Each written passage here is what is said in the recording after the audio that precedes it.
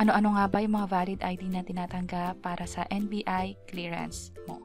By the way, kung first time mo sa channel na ito and gusto mo pa ng mga online tutorial videos katulad nito, please click the subscribe button. Kapag nag-apply ng NBI Clearance, online pa lang malalaman mo na kung ano yung mga IDs na dapat dalhin mo. Andito siya listahan at dapat dalawang valid ID ang dala mo. Pwede yung UMID ID mo na galing sa SSS, pwede rin naman yung GSIS ID, pwede yung iba pa rito katulad ng PhilHealth ID na pwede makuha ng libre sa mga PhilHealth members.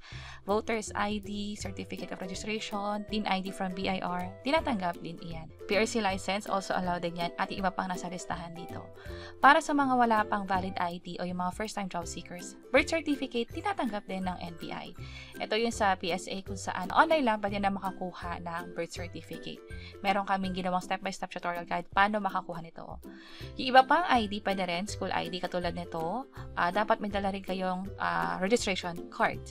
Driver's license, Pag-ibig ID, postal ID, iba pa rito katulad ng company ID para sa mga government employees, Seaman's Book, Senior Citizen ID, Marina.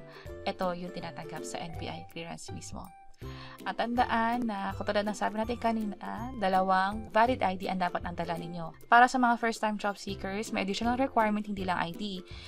Yung certification ninyo as first time job seeker, kailangan dala nyo rin. Pwede nyo kunin sa barangay yung first time job seeker.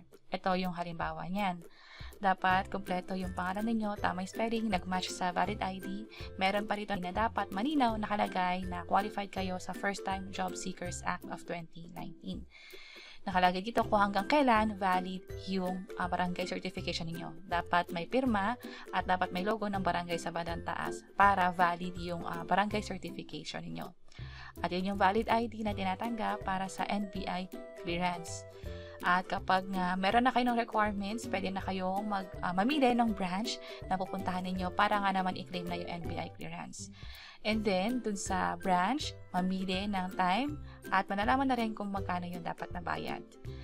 At dinawin ko lang din na hindi pwede ang walk-in. Online muna yung step 1. Step 2 yung payment, pwedeng GCash via Maya. Step 3 and step 4, yun na yung sa mismong NBI branch. Kukunan na fingerprint picture at hihintayin kung may hit ba o wala yung NBI clearance mo.